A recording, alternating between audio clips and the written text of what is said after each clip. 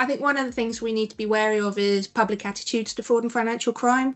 We've seen that there's an increasing acceptance and tolerance of some forms of fraud, which I think is worrying. So I think we need to be wary of increases there.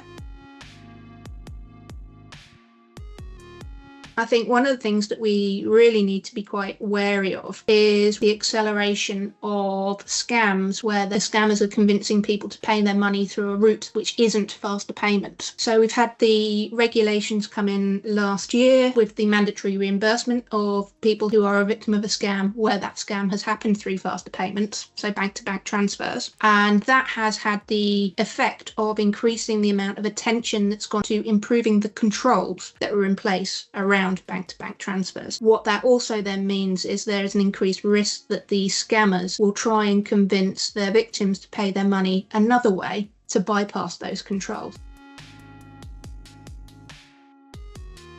I particularly want to see a more purposeful engagement of the tech sector. A lot of scam activity starts on things like social media platforms. There has been a lot of activity already to try and increase the amount of fraud prevention that happens in that space. So we've had the Online Safety Act with some provisions in there designed to combat the use of tech platforms to enable fraud. We also have the Voluntary Online Fraud Charter, again looking at provisions to identify, block, take down scam content on some of these platforms. We're also starting to see banks and tech platforms sharing information around where they have seen scam adverts, for example, on social media platforms.